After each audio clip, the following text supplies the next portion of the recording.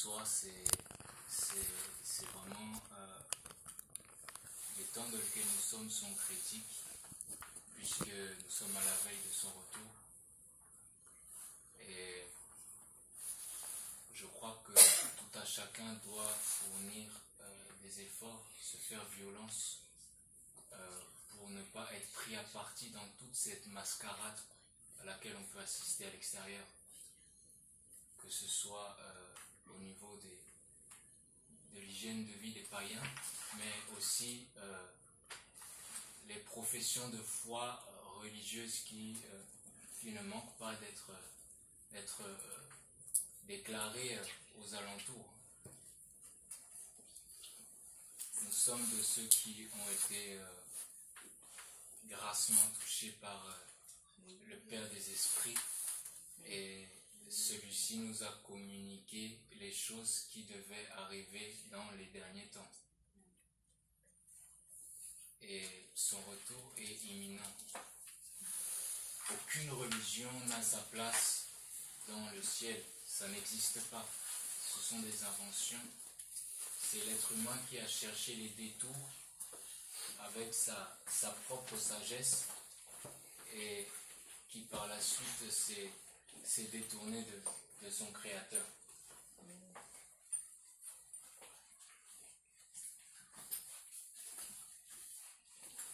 Si quelqu'un peut, s'il vous plaît, ouvrir Lévitique chapitre 11, verset 44.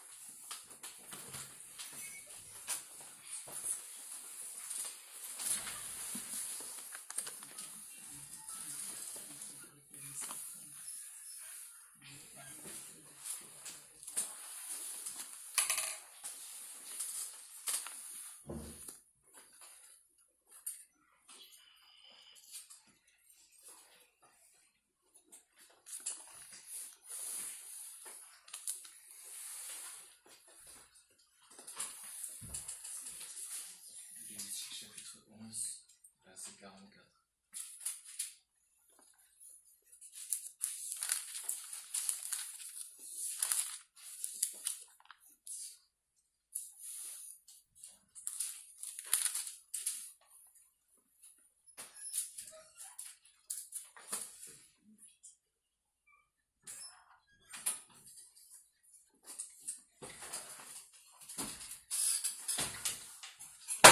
Donc il est écrit Lévitique chapitre 11 verset 44.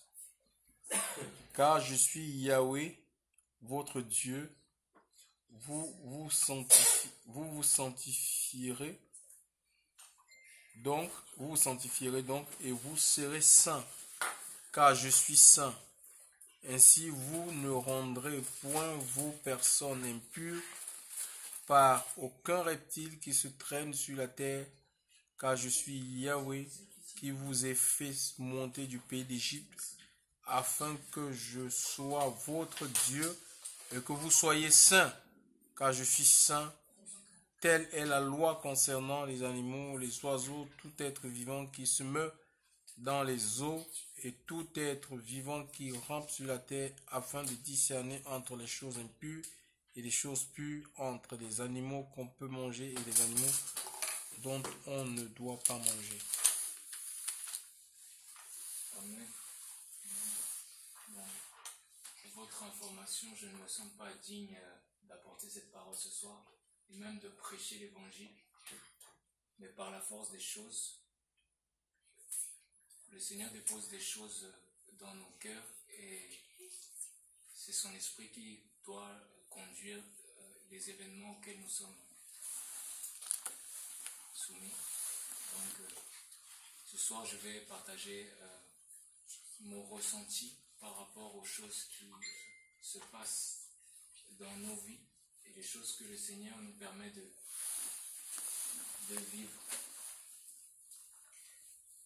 Donc ici, il est question de sainteté.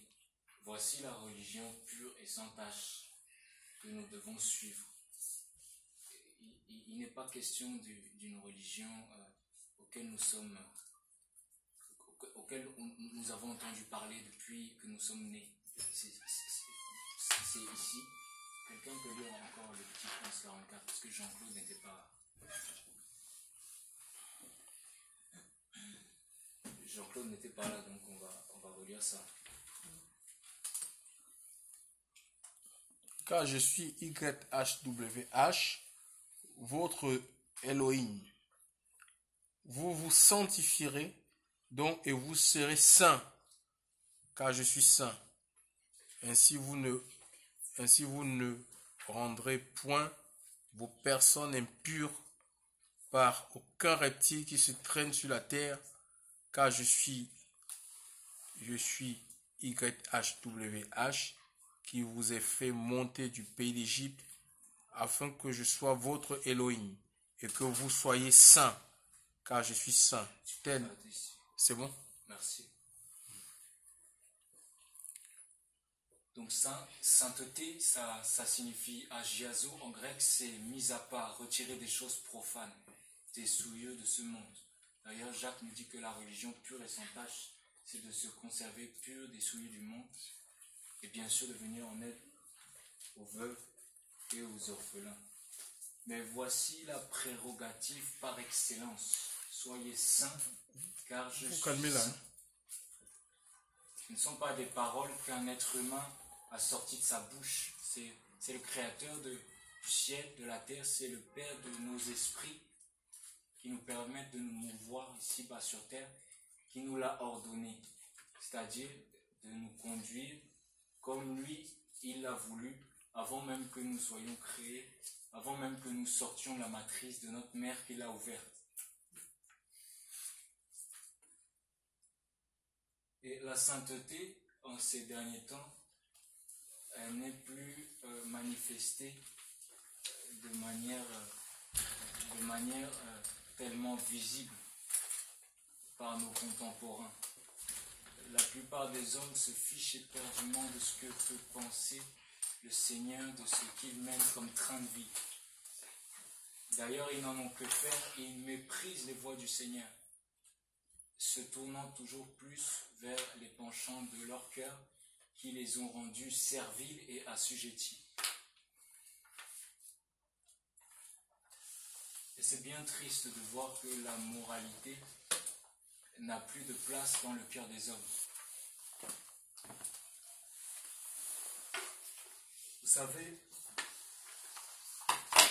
le Père, il est plus affligé que nous. C'est le cœur le plus pur qui puisse exister. Et d'ailleurs, il est rempli de compassion. Si on lit, je crois, Job chapitre 36, verset 4, il est dit que Yahweh est puissant par la force de son cœur, car il ne méprise personne. Le mépris n'est pas quelque chose que le Seigneur peut éprouver, contrairement à nous autres. Puisqu'il est simple pour un être humain de mépriser son prochain, pourtant Yahweh ne méprise aucunement l'homme qu'il a créé à son image. Et par la force des choses, nous nous rendons compte que le mal est rendu pour le mal et aussi le mal est rendu aussi pour le bien. Et nous ne nous rendons même plus compte à quel point nous sommes insensibles à la voix de son esprit. Le week-end passé, nous nous sommes rendus en région parisienne pour un rendez-vous important. Donc, vous n'êtes pas sans savoir qu'il y avait une veillée d'action de grâce à Sarcelles qui ont rassemblé énormément de personnes qui sont venues de très loin. Certaines personnes ont pris plusieurs vols pour atterrir à Paris. Donc, vraiment, nous avons été vraiment bénis de nous retrouver dans ce rassemblement. Et comme il est coutume, le porteur de cette vision, donc l'homme qui a fait les invitations pour que nous soyons réunis dans ce lieu, a apporté un message de la part du Seigneur. Mais pendant qu'il prêchait le message, les prophéties sont tombées de manière incessante. C'est comme si la place que le Seigneur prenait dans les lieux dans lesquels nous étions était vraiment, ça débordait, et sa présence débordait. Jamais de ma vie je ne m'étais senti aussi contrit. Dans mon cœur, je sentais ma poitrine qui était à l'étroit, et je pleurais. Les vraies larmes sont sorties de mes yeux. Les prophéties sont tellement tombées à l'appel que le frère n'a pas pu continuer à prêcher le message.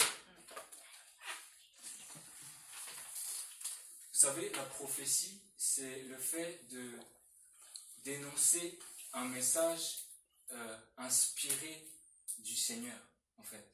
La prophétie, comme la sœur bien-aimée a prophétisé tout à l'heure. C'est le Seigneur qui parlait à travers elle. Elle n'a rien à voir avec ce message-là. C'est Dieu qui l'a saisi. Et ce sont des messages qui nous interpellent et qui doivent nous avertir. Parce que le Seigneur parle tantôt une fois, tantôt d'une autre. Il ne cesse d'interagir avec nous pour que nous soyons conscients de ce qu'il attend de nous. D'ailleurs, il est même dit dans Job 33, si vous lisez le passage en entier, que jusqu'à 1 millier de messagers vous apporteront le message, afin que vous ne puissiez pas dire que vous ne l'avez pas entendu avant de fermer les yeux. Il est autrement dit que le Créateur connaît le nombre de nos jours sur terre. Lorsque nous allons mourir, il l'a arrêté comme ça, parce qu'il est tout puissant.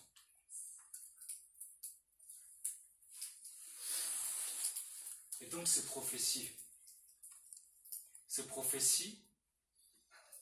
elles évoquaient le ressentiment du Père.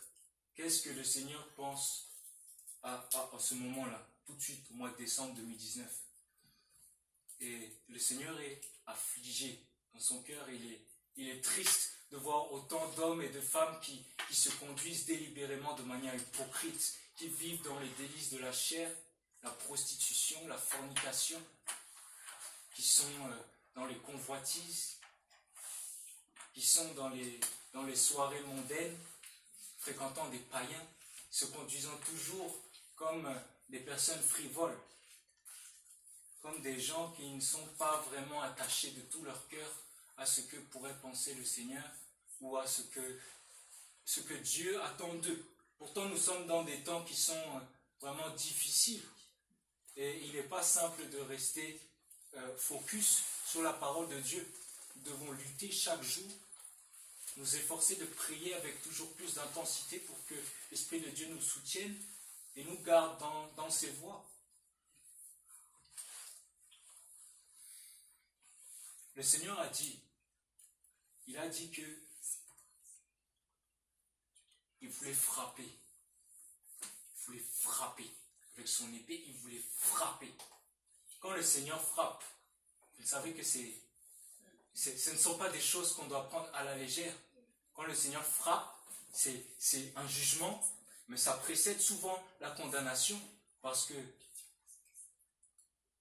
on sait très bien que nos actes sont portés vers des conséquences, soit répréhensibles ou non. Et surtout, on a ce qu'on appelle la conscience au fond de nous pour savoir quels sont les reproches que nous pourrions nous faire objectivement. Et ça, c'est tout à chacun. Paul dit que il ne cache pas, il ne s'empêche pas de dénoncer les choses honteuses que l'on cache. Moi, personnellement, ça me parle ce passage-là. Parce que je connais les choses que je faisais avant de donner ma vie. Je sais dans quoi j'étais. la sodomie, la masturbation, les choses infâmes, la fellation, des choses comme ça, avec plusieurs femmes comme ça, les choses, vous regardez ça, vous savez à quel point ça blesse le Seigneur, n'est-ce pas? Vous savez, je mentais, je volais, j'étais tellement ingrat, je manquais de reconnaissance. Et ces choses-là, aujourd'hui, c'est coutume. Là, à cette heure où on parle, combien sont ceux qui se préparent à faire ces choses-là? On est au 31 janvier, non, décembre. Donc, qu'est-ce qu'on fait? On prend l'alcool à outrance et puis tous ne sont pas concernés par ça. Mais moi, personnellement, j'étais un alcoolique. On ne se soucie pas vraiment du lendemain, en fait. C'est comme ça qu'on est. Ingrat. J'aimerais qu'on puisse rendre grâce à Dieu parce que ce soir, il nous a permis d'être ici et de parler de lui. Beaucoup ne sont pas à même de le faire, parler de lui. Beaucoup ont tellement endurci leur cœur que ce n'est même plus possible. Vous savez, je crois que ce soir où nous avons été en région parisienne, beaucoup ont intercédé pour que le Seigneur ne fasse pas ce qu'il avait prévu de faire. Beaucoup ont intercédé ce soir-là. De la même manière que Abraham ou Moshe intercédaient à l'époque pour le peuple d'Israël qui se vautrait dans la boue, je crois que le Seigneur n'a pas changé. Ce soir-là, j'ai vraiment été... j'étais saisi, je tremblais en fait. Non pas parce que mon cœur m'accusait, mais parce que, vous savez, la présence de Dieu, c'est aussi un feu. Il n'y a pas de place pour l'injustice. Et lorsque le Seigneur parle, c'est souvent précédé des actes, des promesses qu'il fait. Et il nous a laissé entendre quelque chose. L'année 2020, c'est une année charnière. Ça veut dire que ceux et celles qui vont se repentir, ils vont pouvoir racheter le temps. Ceux et celles qui sont dans la compromission actuellement, qui ont des choses à se reprocher, qui sont dans des péchés conscients, ceux et celles qui vont se tourner vers le Seigneur et qui vont demander pardon, ils vont obtenir miséricorde.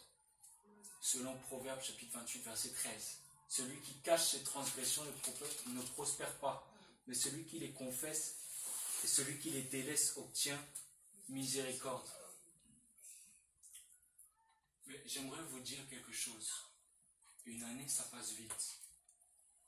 Ça passe très vite. Regardez, on entend les gens qui sont dans la joie. Aujourd'hui, ils crient de joie. Et demain, qu'adviendra-t-il? Pourquoi sont-ils dans la joie ce soir? Pour quelle raison? Moi, je sais pourquoi je suis dans la joie, mais eux, est-ce qu'ils le savent?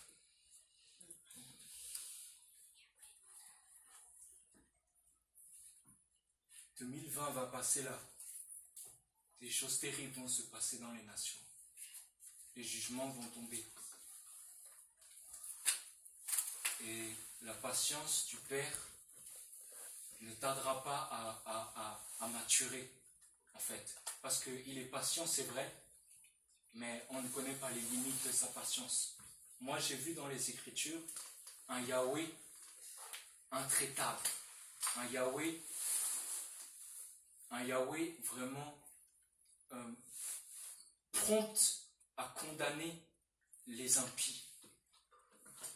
On va ouvrir Ézéchiel, s'il vous plaît.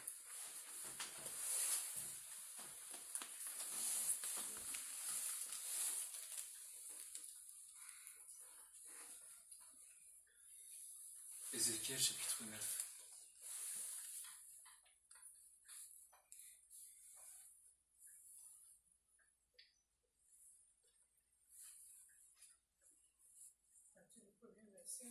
Oui, c'est le premier verset, s'il te plaît. Puis il cria d'une voix forte.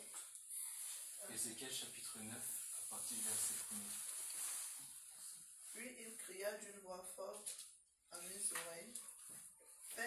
approchaient ceux qui châtient la ville, chaque homme avec son instrument de destruction à la main. Et je vis 6 hommes qui venaient par le chemin de la porte supérieure, qui regardent vers le nord. Chaque homme avait dans sa main son instrument de destruction. Il y avait au milieu d'eux un homme vêtu de lin avec une écritoire de strype et à ses reins. Ils entrèrent et se tinrent près de l'autel de cuivre. Alors la gloire d'Élohim d'Israël s'éleva du chérubin sur lequel elle était et vint sur le seuil de la maison. Il cria à l'homme qui était vêtu de lin et qui avait une écritoire de strype sur ses reins. Yahweh lui dit, passe par le milieu de la ville, par le milieu de Jérusalem, et marque la lettre T-A-V sur les fronts des hommes qui gémissent et qui soupirent à cause de toutes les abominations qui s'y commettent. Et aux lettres, il dit à mes oreilles, passez dans la ville après lui et frappez, que votre œil soit sans pitié et n'ayez aucune compassion. Vieillard, Si tu peux continuer. Vieillard, jeune homme, vierge, enfant et femme, tuez-les tous jusqu'à la destruction, mais n'approchez pas de ceux qui ont la terre Tav. Et commencez par mon sanctuaire. Il commençait donc par les hommes, les vieillards qui étaient devant la maison. Il leur dit, profanez la maison et remplissez de blessés mortellement les parvis. Sortez, ils sortirent donc et frappaient dans la ville. Or, il arriva que comme ils frappaient, je restais là et m'étant prosterné le visage contre terre, je dis en criant, ah, Adonai Yahweh, vas-tu donc détruire tout le reste d'Israël en répandant ta fureur sur Jérusalem? Il me dit, l'iniquité de la maison d'Israël et de Yehuda est très très grande. Le pays est rempli de meurtres et la ville remplie de crimes. Car ils disent, Yahweh a abandonné le pays, Yahweh ne nous voit pas. Quant à moi, mon œil aussi ne les épargnera pas, et je n'aurai aucune compassion. Je ferai retomber leur conduite sur leur tête, et voici l'homme vêtu de lin et portant une écritoire à ses reins, retourna faire son rapport en disant, j'ai fait tout ce que tu m'as ordonné. Amen. Ici, on voit que le Seigneur est justice. On dit souvent Dieu est amour. Dieu est amour. Dieu est amour, mais il est aussi justice. Et c'est un fait indissociable. On ne peut pas dénier le fait que la justice divine passe avant toute chose. Aujourd'hui, la plupart des gens sont dans le laxisme. On cautionne certaines choses, prenant la légèreté dans nos décisions. On n'agit plus forcément par conviction, mais on est dans les sentiments. Et pourtant, les choses que le Seigneur demande, c'est pour nous préserver. De la même manière qu'on demande à un enfant de ne pas toucher une flamme ou une prise électrique, parce qu'on connaît très bien ce que cela peut lui coûter. Ici, il est dit que le Seigneur va préserver ceux qui lui appartiennent. On parle d'une lettre qui est inscrite sur leur front, qu'on appelle Tav, Tav, Aleph Tav, le commencement et la fin, l'alpha et l'oméga. C'est l'identité même du Christ. Voici, la lettre Tav préfigure l'Esprit de Dieu. Et l'Esprit qui nous est donné, l'Esprit dans lequel nous sommes scellés si nous lui appartenons, et qui nous donne l'assurance de ne pas avoir part à ces tribulations. En quoi nous nous réjouissons aujourd'hui, c'est pourquoi nous sommes rassemblés. Je vais lire le verset 4. Passe par le milieu de la ville, par le milieu de Jérusalem, et marque la lettre Tav sur les fronts des hommes qui gémissent et qui soupirent à cause de toutes les abominations qui s'y commettent.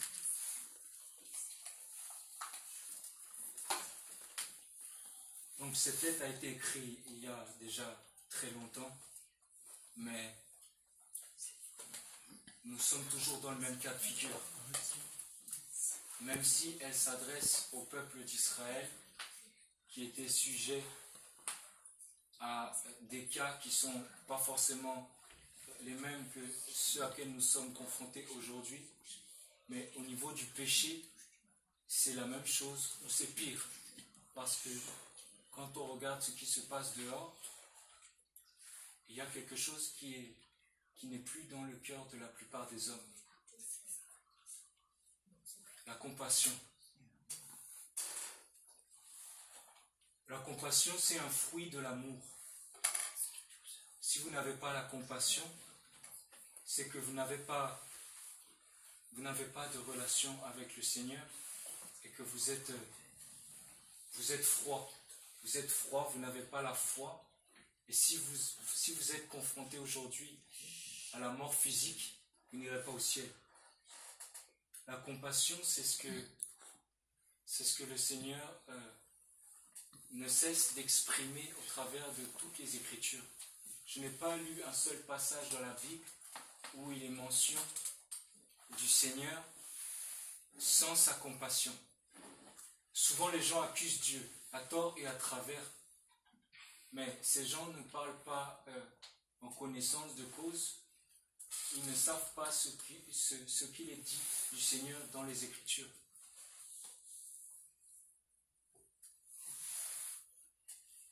Tout a été déjà écrit pour notre instruction, qui sont d'ailleurs une grande consolation pour nous, puisqu'elles nous rassurent au sujet des épreuves que nous avons à traverser et que nous menons avec difficulté.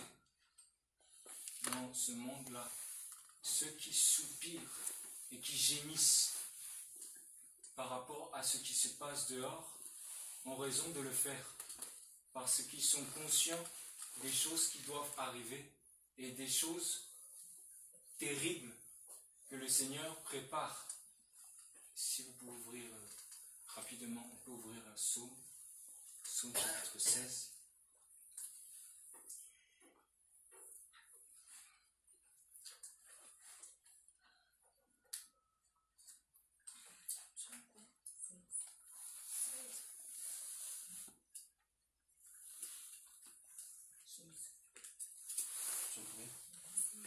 Psaume 16, verset 4.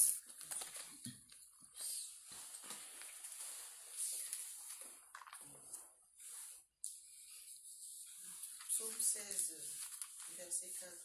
Les angoisses de ceux qui courent après un autre Dieu seront multipliées. Je ne répands pas leur libation de sang et je ne mets pas leur nom sur mes lèvres. Amen. Les angoisses de ceux qui courent après d'autres Elohim seront multipliées. Donc, il n'est pas question de symptômes qui sont temporaires. Les angoisses, c'est ce qui viendra après le jugement. La Bible dit que tous comparaîtront devant le tribunal de Christ. Personne ne sera exempt de ce jugement-là. Même s'il tarde, attendons-le, il viendra. Et soyons de ceux qui se réjouissent de voir le juge, pas de ceux qui le craignent pour le fuir une fois devant le fait accompli. Le verset dit, est-ce que tu peux continuer? 5. Non, verset 4 aussi. De nouveau le verset 4. Après la première phrase. Relis le verset 4, c'est tout.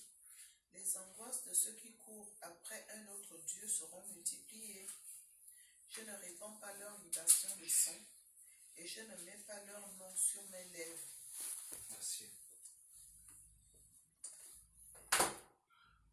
Donc,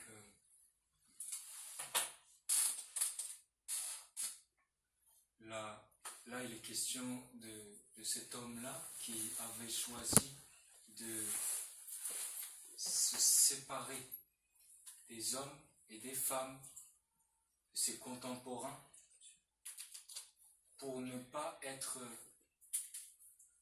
un tant soit peu influencé par leur mode de vie. Ici, on parle de libation, on parle de sacrifice. C'est vrai que c'est un langage particulier pour ceux qui n'ont pas de vie avec le Seigneur, qui ne lisent pas la Bible. Mais si je peux donner une définition partielle de ce que cela signifie, le sacrifice, c'est tout simplement la vie que nous menons ici-bas sur terre. Personne ne peut dire qu'il n'y a pas une odeur qui émane de son existence terrestre. Il y a forcément une odeur qui émane de ta vie. Quelle que soit ta direction, quelle que soit ta conduite, quelle que soit ta façon de voir les choses, ta pensée. C'est spirituellement qu'on en juge. L'odeur, c'est finalement la manière dont tu es devant le Seigneur, si tu es agréable ou si tu ne l'es pas.